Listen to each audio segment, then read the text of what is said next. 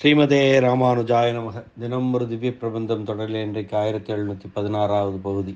திருமங்கையாழ்வார் அருளிய பெரிய திருமொழி 9ஆம் பத்து, அதன் முதல் திருமொழி, அதனுடைய 6வது பாசுரத்தை இன்று நாம் இணைந்து அனுபவிக்க இருக்கிறோம்.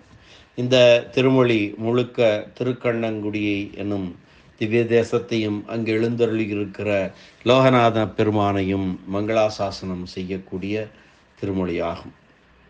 வன்மை குணமுடைய மாவலியை தலையை அறுக்காமல், மாவலி என்ன செய்தான்?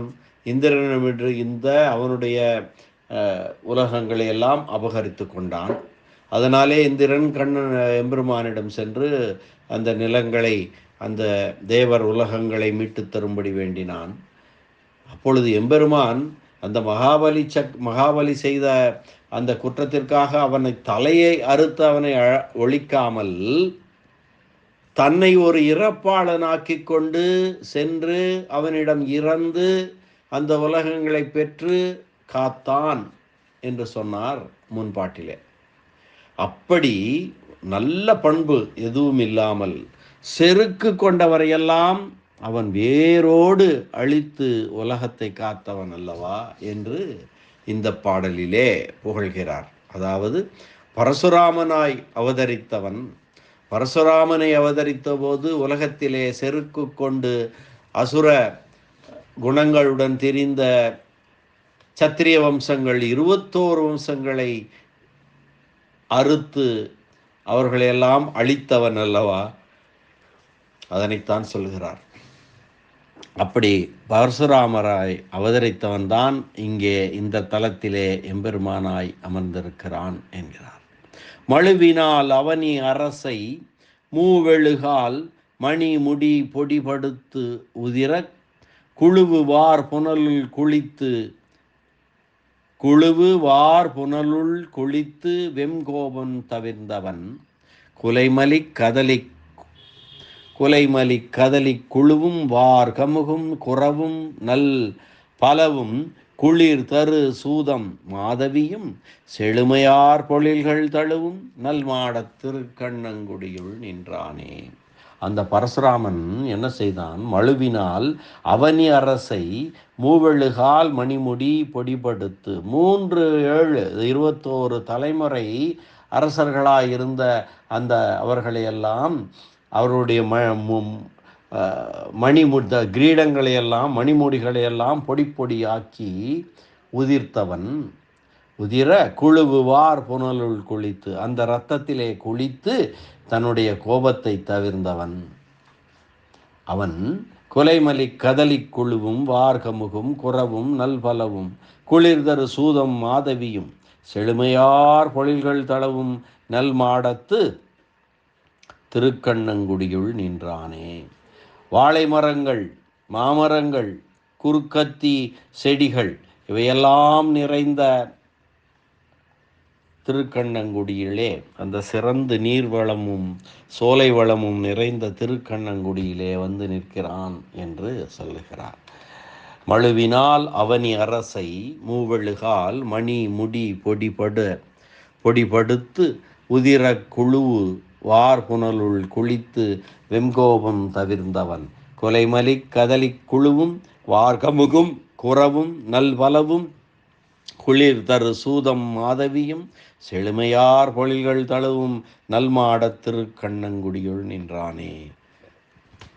21 தலைமுறை வரையிலும் பூமியில் உள்ள அரசர்களின் முடிகளை கோடாரிப்படையினால் பொடியாகச் செய்து அவர்களை கொன்று அவர்களுடைய இரத்த வெள்ளத்திலே குளித்து மிகுந்த தனது கோபத்தை தணிய பெற்ற பெருமான், வாழைக்குலைகள் நிறைந்த தோப்பும் ஓங்கிய பாக்கு மரங்களும் குறவ மரங்களும் பலாமரங்களும் குளிர்ந்த மாமரங்களும் குறுக்கத்தி கொடியும் நிறைந்த செழித்த சோலைகளால் சூழப்பட்டதும் நல்ல மாட மாளிகைகளை உடையதுமான திருக்கண்ணங்குடியுள் நின்றான்.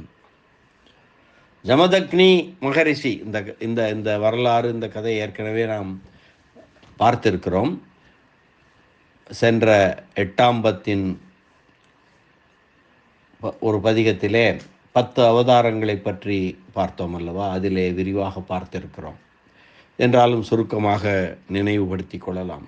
ஜமதக்னி மகரிஷியின் புத்திரனாக பரசுராமன் அவதரித்து கார்த்தவீரிய அர்ஜுனனும் அவனது குமாரர்களும் செய்த குற்றம் காரணமாக அவர்களை கொன்ற அளவோடு தன்னுடைய கோபம் தணிய பெறாமல் சத்திரிய வம்சம் முழுவதன் மேலும் கோப ஆவேசம் கொண்டு உலகத்தில் உள்ள அரசர்கள் பலரையும் 21 தலைமுறை பொருது ஒழித்திட்டு அவர்களது இரத்த வெள்ளத்திலே குளித்து பித்ருக்களுக்கு தர்ப்பணம் செய்த பெருமான் உறையும் இடம் திருக்கண்ணபுரம், திருக்கண்ணங்குடி. இந்த பாசுரத்திற்கான வியாக்கியான சக்கரவர்த்தி பெரியவாச்சான் பிள்ளையனுடைய உரை பார்க்கலாம். மழுவினால் அவனி அரசை மூவெழுகால் மணிமுடி பொடிபடுத்து உதிர கொழுவு வார்புணலுள் குளித்து வெம்கோபம் தவிர்ந்தவன். மழுப்படையை கொண்டு கோடாரி படையை கொண்டு நில உலகை ஆண்ட அரசர்களை 21 தலைமுறை அறுத்து அவருடைய குருதி வெள்ளத்திலே குளித்து இறந்த தன் முன்னோருக்கு பித்ருக்கடன் நீர்க்கடனை செய்து மிக்க கோபம் தணிந்தவன். மழுவினால் அவனி அரசை மூவெழுகால் மணிமுடி பொடிபடுத்து உதிர குழுவுவார் புனலுள் குளித்து வெம்கோபம் தவிர்ந்தவன். குலைமலி கதலி குழுவும் வார்கமுகும் குறவும் நல் பலவும் குளிர்தரு சூதம் மாதவியும் செழுமையார் பொழில்கள் தழுவும் நல்மாடத் திருக்கண்ணங்குடியுள் நின்றானே.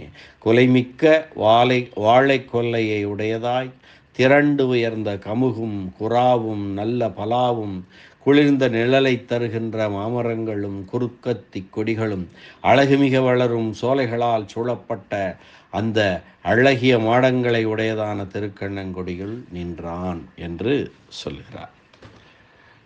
அதாவது எல்லா பாசுரங்களிலுமே ஒரு ஒற்றுமையை பார்க்கிறோம். பின்னிரண்டு அடிகளும் அங்கே இருக்கக்கூடிய நீர்வளத்தையும் நிலவளத்தையும் செழிப்பையும் சொல்லுகின்றன. முதல் 2 அடிகள் அந்த எம்பெருமானின்